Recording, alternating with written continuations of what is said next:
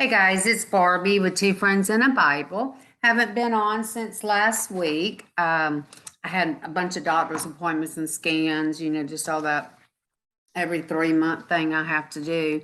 And my daughter is getting married in 2.5 weeks, and we had her bridal shower this past weekend, this past Saturday. And when we were growing up, I tell you, we would just go to someone's house. We'd have some mints and peanuts, and if we were lucky, finger sandwiches, and then we would give Tupperware presents, and it was all said and done.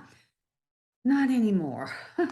It's a big ordeal. So anyway, it's done. Now we got a wedding in 2.5 weeks. And so needless to say, I got a little behind and I was going to update tomorrow. But to be honest with you, I heard some stuff today that's concerning Russia.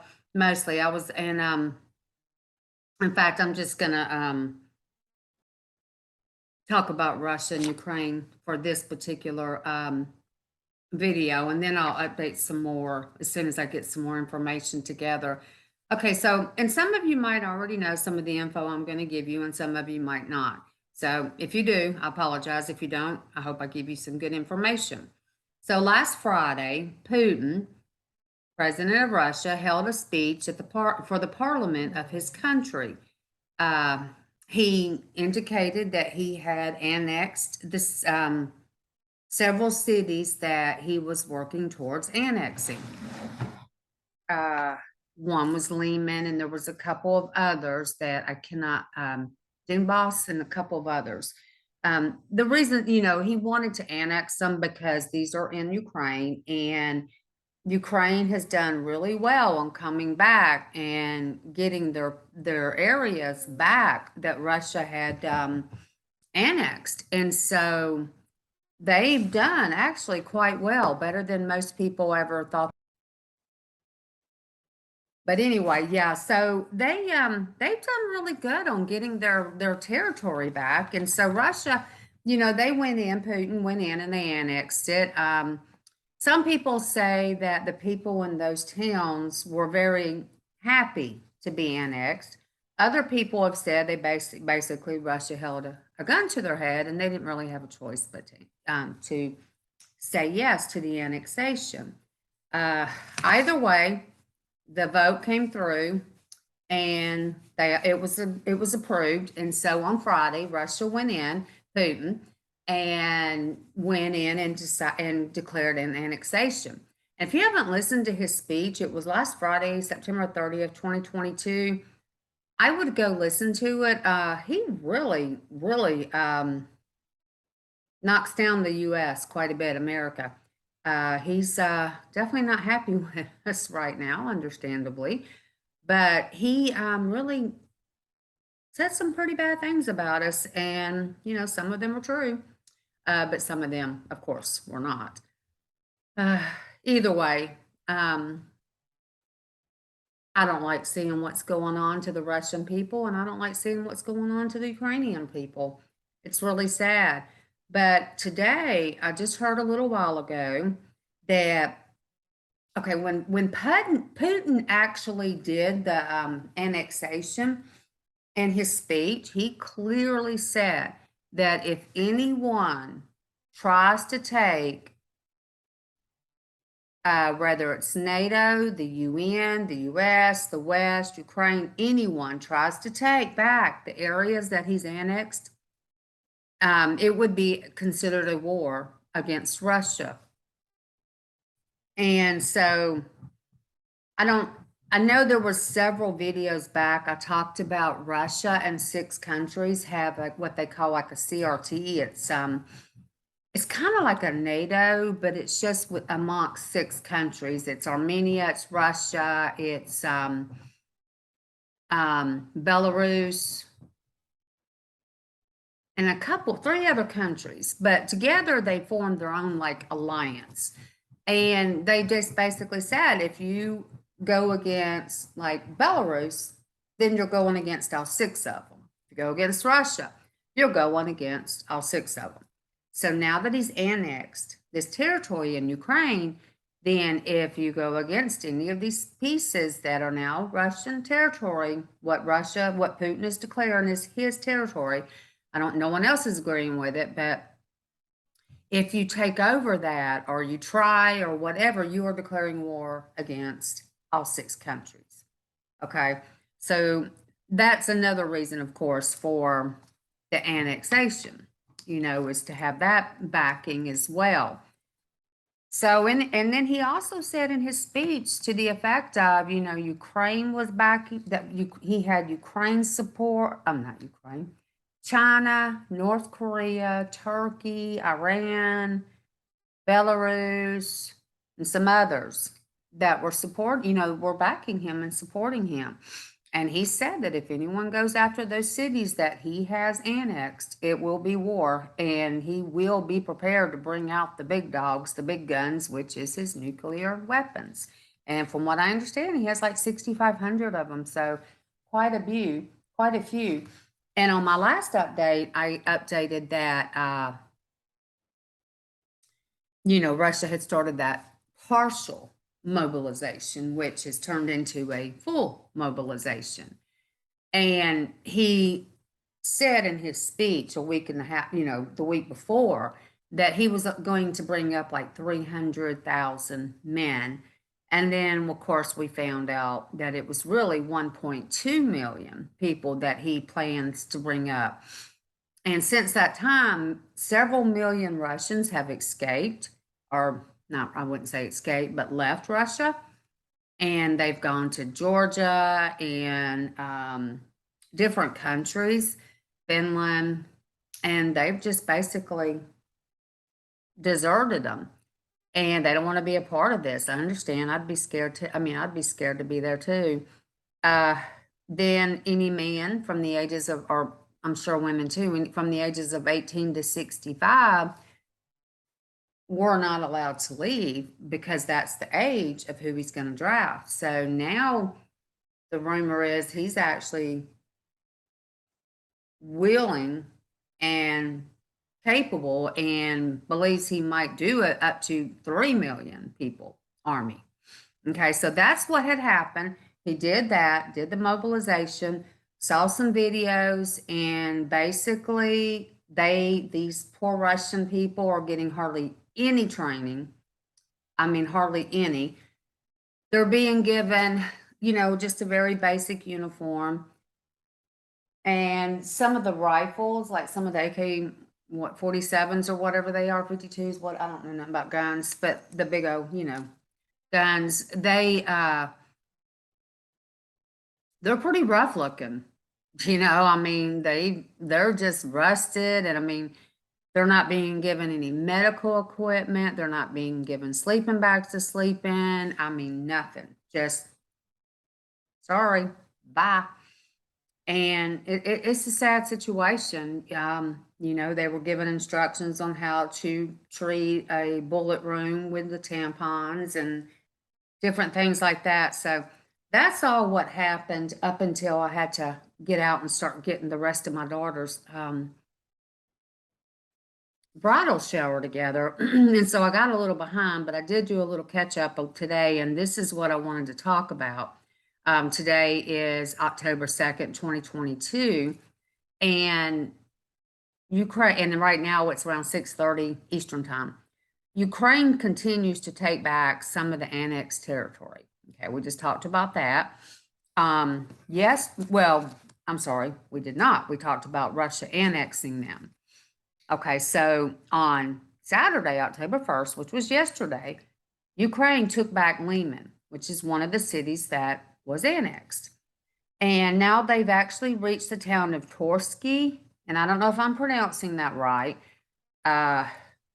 And Lyman was a prestigious territory. That's a territory that obviously both of them really would have wanted.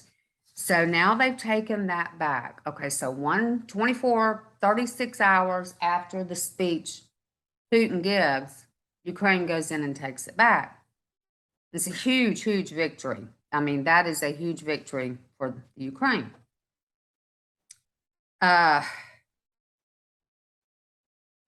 It's concerning This is concerning that he's done this, Zelensky. I can understand he wants to keep his country together, totally. But I believe he's really antagonizing the situation really bad. Russia has been sanctioned tremendously. Millions of citizens have left. They don't have enough supplies for their military, men, women being drafted, just so many things going on in Russia, and it's just getting worse and worse. I mean, they're economically hurting, and Putin's just not doing well. I mean, he's not doing well at all. He goes in, he annexes them, and Ukraine goes in and starts getting the specific cities that he annexed back. And it's concerning because I think this is going to intensify even quicker for him to pull out his nukes. And it's apparent he really doesn't have many more options left, and he really has backed himself into a corner. He really has. Ukraine appears to be pushing into Kherson as well, which is another annexed town. And he's reached the town of Duchany, Duchany, which is another annexed area. They're also pushing further into Luhan Dublas, which I know I pronounced that wrong, which I think is in the southern area of Ukraine. And as of right now, the Russian military in that area has collapsed and they're taking over that area. And these are all the towns that Putin just annexed, 48 hours or so ago. And, I know that a lot of people really support Zelensky wanting to keep his country intact. And I understand them wanting to keep their country intact. I wouldn't want, Canada or Mexico or anyone to come to our country and just come in and say, hey, we decided we want to take over. I wouldn't want that. I'd be fighting for that too. So I understand. And then I hear a lot of people talking about that Putin might have, had more of a reason than what we really understood to do what he did. Ukraine has a lot of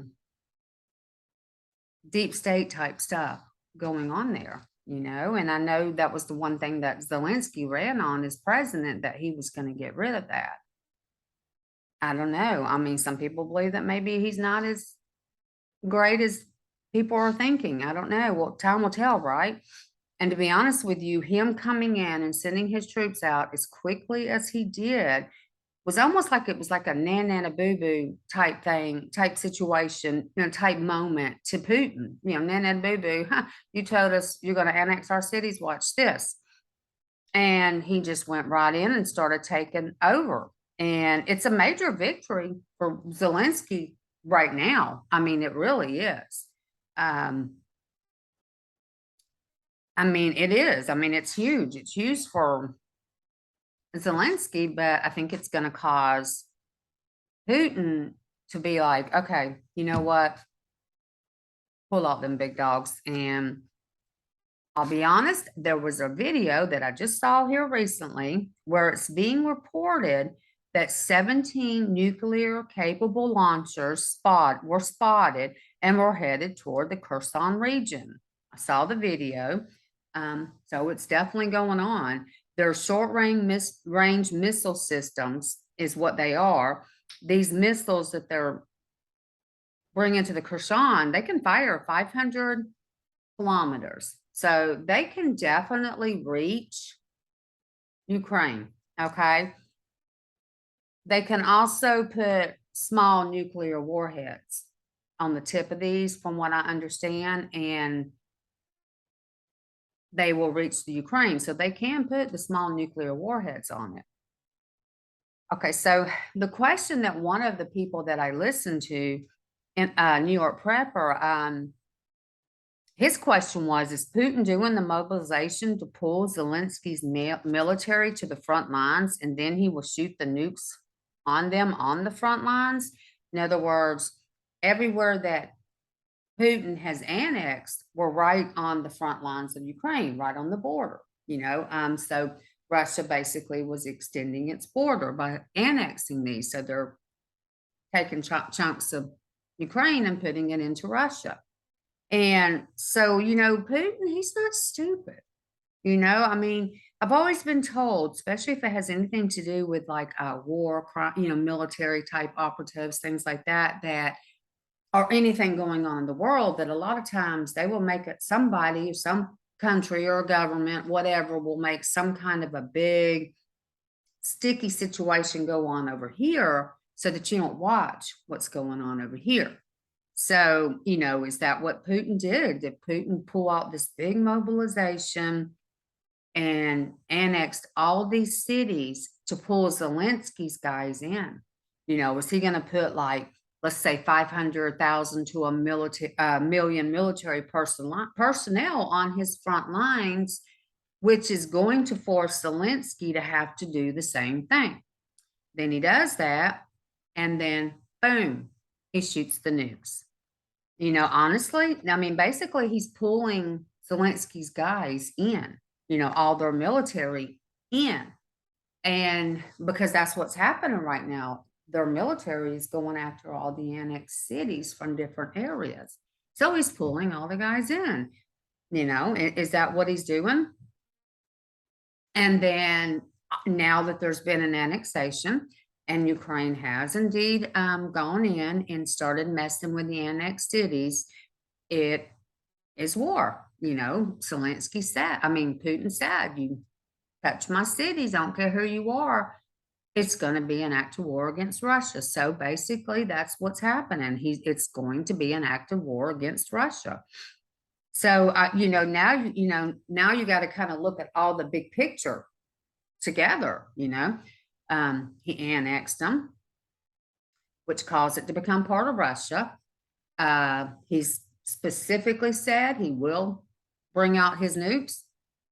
And, is that what's happening? And then bring all Zelensky's people to the front line, because if Putin puts 500,000 up to 1 million or whatever guys, military personnel on the line, then, obviously Zelensky's going to have to do the same thing. Even if Zelensky knows that this is what Putin's going to do, he's going to be backed into a corner. And I'd like to think that Zelensky is smart enough to realize that that's what he's going to do. But is he? I don't know, and if this is what happens and Putin goes in and does do the nukes, even if they're just the smaller ones, but he still does them, will the West have to get involved? Will NATO have to get involved?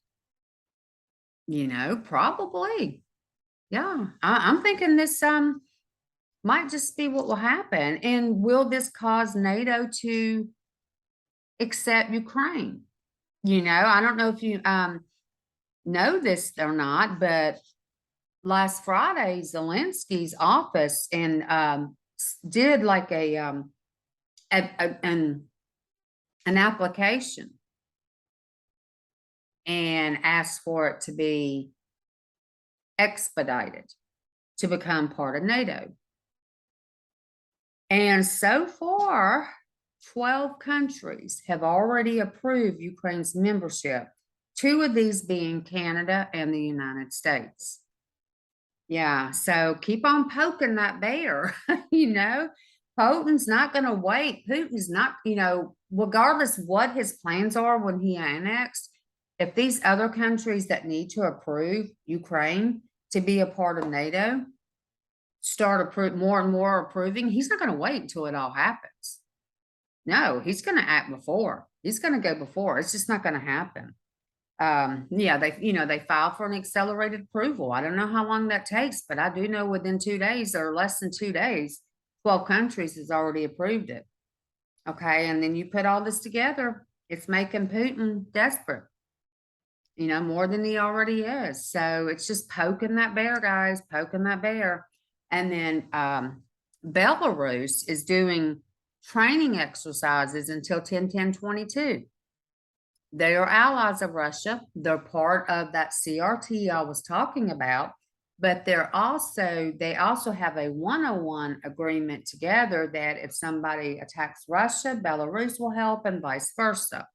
So it appears that they are seeing a lot of Russian equipment that's being brought into Belarus. Are, so what's gonna happen? Are they gonna attack Ukraine maybe from the north together? I don't know, but once Zelensky went after those annexed cities, it became those 6 countries' problem. So, and it's very possible. They have this, like I said, they have the CRT agreement, but they also have the agreement together. So it's going to be quite interesting to see, and I suspect it's going to happen probably in the next few days,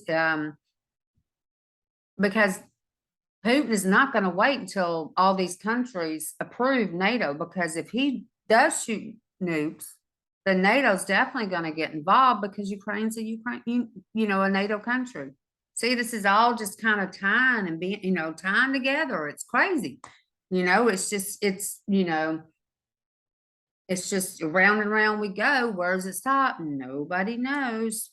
The United States has just sent another 12.5 billion in aid to the Ukraine.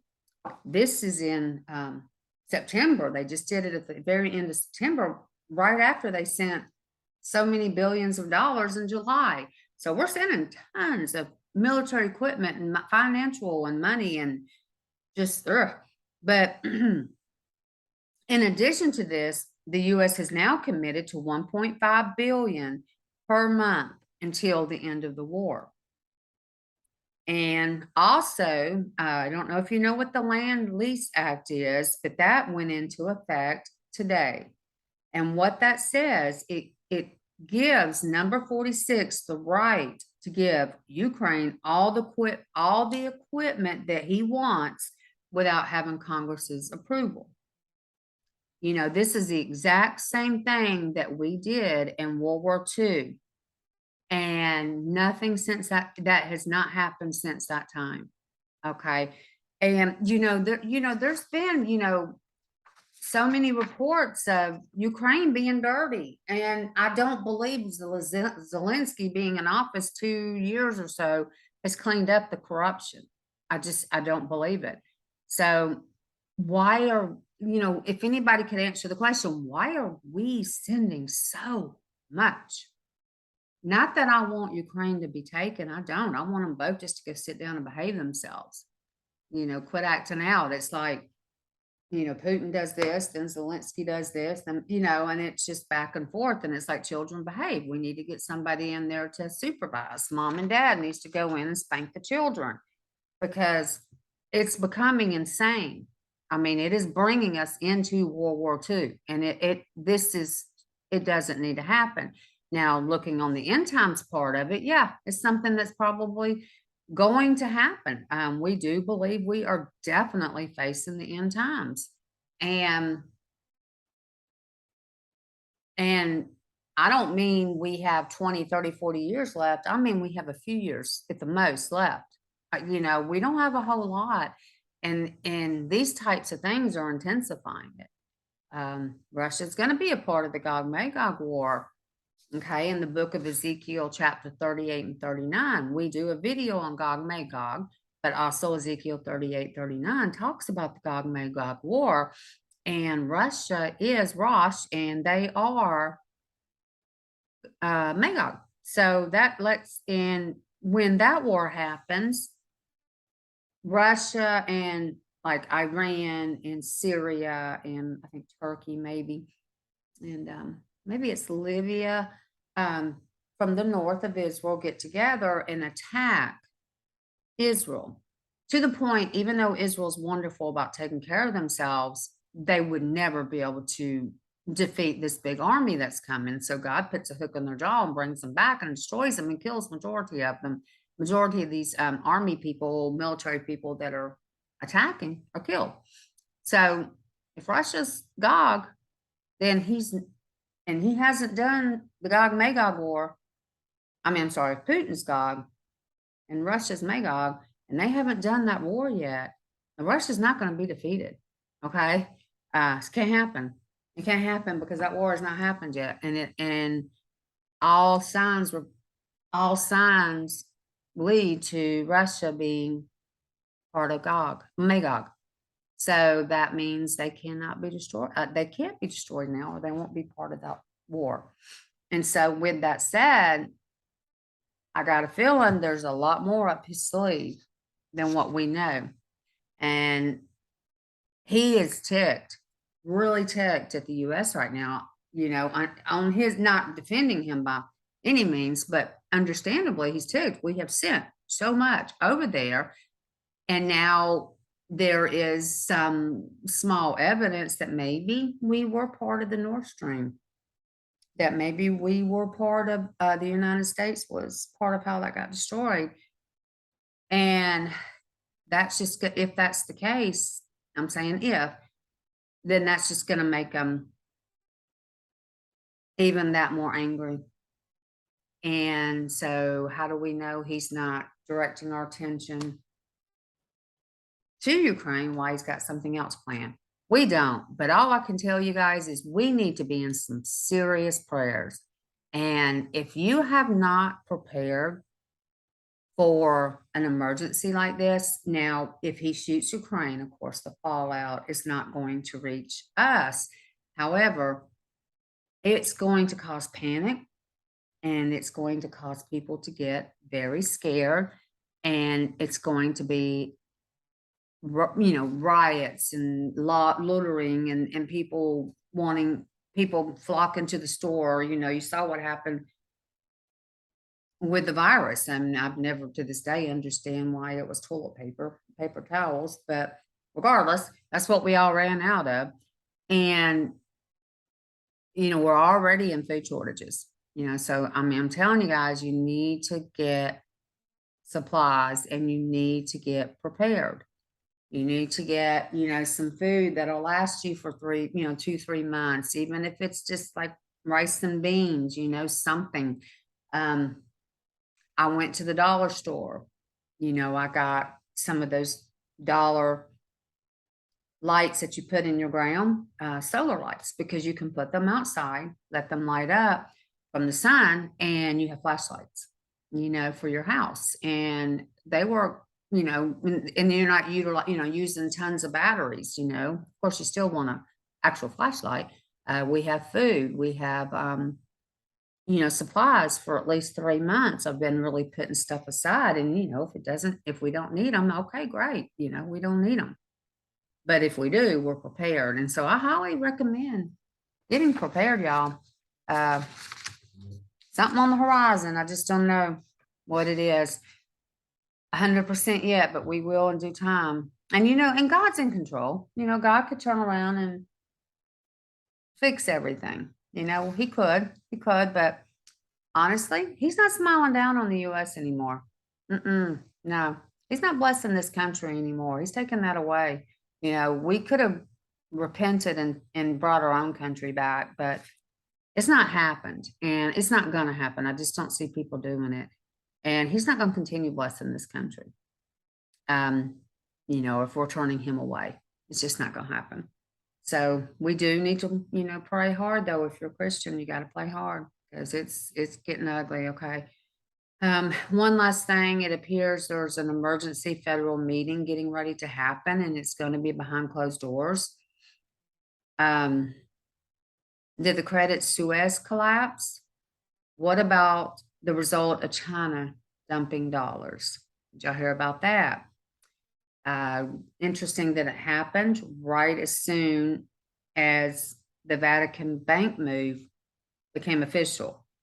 The Vatican had all their people, including the Secretary of State, send all their money to the Vatican by September 30th, which was Friday. And then China comes up and announces that they're dumping dollars. What did the Vatican know? I don't know. We'll find out. So anyway, I will give you guys some more updates as soon as I know them. I just wanted to get in and at least give you that information, because quite frankly, I thought it was really important. Because we know something's about to go down. And, like I said, God could change things, but, we're a failing world. He's not going to keep doing it. He's not going to keep blessing some, people that are turning their backs on him all the time. And the more closer we get to the end times, the uglier it's going to get. I mean, we got the Antichrist spirit already on the earth. It's just a matter of time now before the Antichrist is on the earth himself. He probably already is. We just don't know who he is. So anyway, like I said, I'm not trying to put like massive fear in you. I'm just trying to tell you to be smart. Okay, you guys have a great night, and I'll be back with you soon. Bye.